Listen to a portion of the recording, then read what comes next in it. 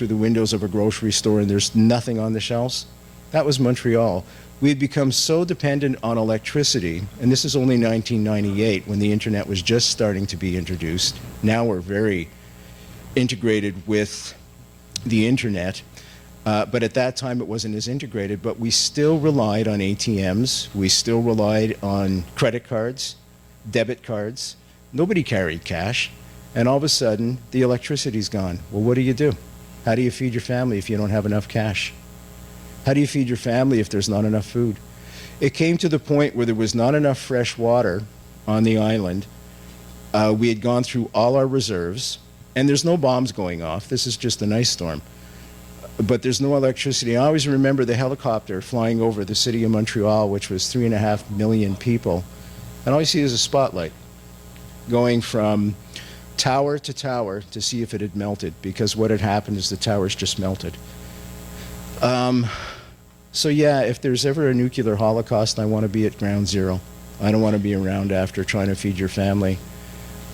Even without radiation, it's a nightmare. It really is. So I think the world should maybe learn some lessons and find a way through back channel negotiations, find a way to find the moderates, as Ted alluded to. And they're out there. People are people are people. Unfortunately, sometimes what rises to the surface are tyrants and dictators, and those are the toughest to deal with right around the board. Over here. Young man. Oh, sorry. If Nixon had been elected in 1960, presumably the planned invasion of Cuba, which was not the Bay of Pigs, would have gone forth, which, as I understood it, was a full, all-out military invasion similar to Vietnam, with B-52s and napalm and defoliation and all of that. So conceivably then by 1962, Cuba could have been all but occupied so that the missile crisis thing wouldn't have happened at all. It's an interesting perspective, but I think they would have moved on Berlin in retaliation. And then, of course, there would have had to been a counter act to that, and then a counteract to whatever that was, and then another one. And once again, within a week, 10 days, I mean, the Cuban Missile Crisis was only 13 days. Didn't take long. And that was with no, virtually nobody killed. Well, actually, that's not true. Major Anderson was killed in the U-2. But thank God Kennedy had the wherewithal when he was killed to sit back and say, whoa, let's not escalate this until we know for sure. Because LeMay was yelling and screaming that he wanted to go in and take out the SAM sites. So, yeah, I think it would have escalated had Nixon gone through with the Bay of Pigs. And I think it would have escalated very quickly to a nuclear holocaust. I don't see any other way around it. No, I agree with you. Completely. I think if Nixon had gone in with the Bay of Pigs and taken over Cuba, as you suggest, the Soviets in retaliation would have gone for Berlin.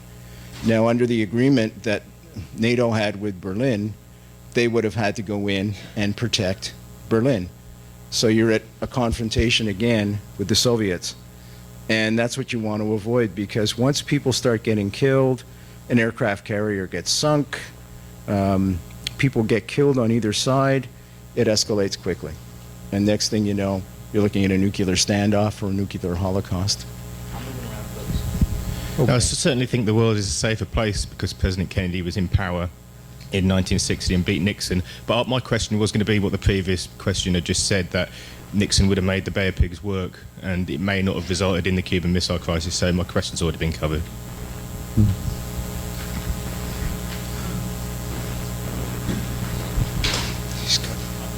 working my way around. We're on second dibs already here. Brent, what inspired your original interest in this topic? Oh, man. I've got to go back to 1963. The news came on. I was at home. I was 6 years old. And I still remember the drums, those damn drums of the funeral. A month later, right after Christmas, my own dad died. He was 34. And for a 6-year-old's young mind, I asked my mother, is Daddy's funeral going to be on TV too? And right there, somehow the JFK assassination and my own father's death got intertwined. And it's been a curiosity for me. I guess I'm looking for closure. Yeah. Yesterday I went down to Dealey Plaza. Dealey, sorry, Canadian.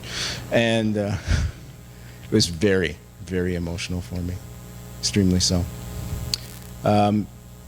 JFK represented the best of the world, I feel. He was probably, in my opinion, the first globalist. He just didn't look at individual countries. He looked at the whole world. And I go back to the American University speech. I think that could be the best speech, best words ever written in the whole world. The important part for JFK, he brought the world together, but he brought it together. He planted the seed, but it came together in 1968 when we landed on the moon. For one brief moment, we were able to surpass all our individualism and become all members of the human race. Not a black race, not a purple race, a green race, Muslim, Catholic, whatever. We were all glued to a television set, a radio, newspapers. We were all together as one world. And he did that when he challenged the world. There you go. Yeah. Hasn't happened since. Brent, I understand that Henry Wallace was FDR's first vice president. He was kind of a precursor, maybe a second vice president, somewhere in the early term. But he was replaced by Truman during FDR's last term. Everything I've read about Henry Wallace indicates to me he's JFK 20 years earlier. It could be. I don't even know him. You have to forgive me. As you noticed, I made the mistake with Walker. Yeah. Coming from a Canadian background, it's American politics. Yeah. It's be like Canadian politics but for you guys. Just to add to that point, yeah. Mm-hmm. He was a pacifist. Okay. He would not have dropped the bomb in Japan. I see. Definitely not. Okay. Particularly when all the evidence was the Russians were about to overtake the country in about 2-3 weeks. Mm-hmm. What would the world have been like had we never done that? Can only speculate. Yeah. Yeah. I'm not sure. That's a good question, though. Since we're talking about the missile crisis and Castro and by proxy the Soviets, I read something this week somewhere that when Mikhail Gorbachev visited the 6th floor at the book depository a few years ago, he signed the guest book, and the comment he wrote after his name was, "I think I know why this happened." Interesting. Why this happened. When I was at Ted's memorial, I met some incredible people. I met Carolyn. I met Kofi Annan. President Obama was supposed to be there, but he wasn't. He sent a letter. And Bill Moyers was there, and they all praised him completely as a visionary. I think it's important to remember that there's always, when he said pick a team, he was serious about that. I mean, talk about a dream team. McNamara, him, Kenny O'Donnell, Dave Powers, all these people. And he said further in the interview, which I didn't put in here, none of those people ever went on to be prosecuted for any crimes, ever. So Kennedy really showed a lot of judgment in picking the right people at the right time to be around him. And I think that's why Johnson urged the whole team to stay together. I think he saw that as a powerful support system for himself. Unfortunately, as we all know, Johnson had a different style of leadership completely.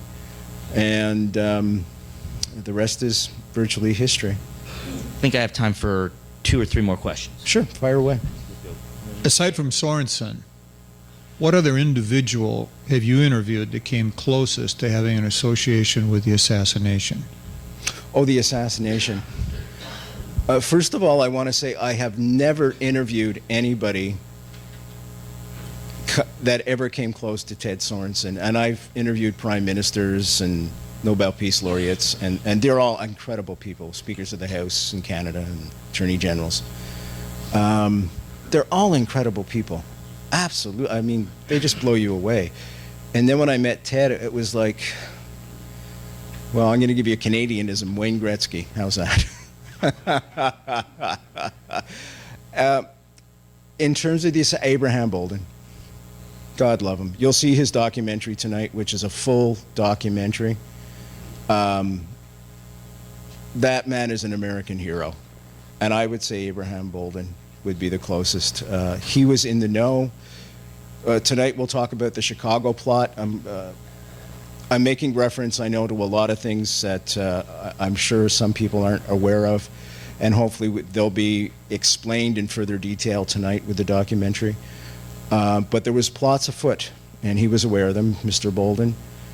So yeah, to answer your question, Abraham Bolden. Abraham Bolden, folks, first African-American Secret Service agent handpicked by JFK, became a whistleblower after the assassination about the Secret Service being drunk, bringing women back, and calling him the N-word, and all kinds of horrible things. And they threw him in jail for it. They just horrible what happened to him, and you'll see tonight exactly the extent and how low he got and how he's rebounded. In Yes, your ma'am. short, at the time when Mr. Sorensen is talking about JFK and Robert and Martin Luther King, could you clarify for me, what was he actually saying at that point? I think he was saying that no country could survive. Let's face it, in the 60s we were lucky. We had JFK, we had Dr. King, we had Bobby. You can't take away 3 leaders of that stature and not be affected by it. That's world changing. That's history changing when you lose 3 people like that in such a short time. It's rare in a generation we get 1 person. In another part of the interview that's not in here, I asked him this very same question: is there anybody today that comes close to JFK? Well, he stood there and thought and thought and thought, and finally he smiled, and I broke the silence by laughing, because it was about a minute and a half of silence. So that was a very, very pregnant no. Absolutely not. So that, I think, that's what he was alluding to, that leadership. And it's unfortunate because Ted wanted to run for politics, but he just didn't have the money behind him. And it's funny, Jesse Ventura was on the show, and we were talking about one of the differences between Canadian politics and American politics. And that's one of the significant differences. In Canadian politics, there's a ceiling on how much money can be raised, and it's not a lot. And that makes it more equal, I feel, because then it's not about the money or the power. It's about what you can offer to the country. Makes it more equal footing. It's still quite a bit of money. For a guy like me, it's a lot of money. But certainly when you compare it to the millions of American politics, it's nothing. And there's all kinds of rules that you can only accept so much money from corporations or unions. So we're trying to keep a level playing field. Jesse disagreed. He said he was a capitalist and wanted to make as much money as he could. So God love him. That's why he got out of politics. That's a good point. I think we are ready to introduce next speaker. Okay, allons-y. That Alan means let's go. Dale is going to do it.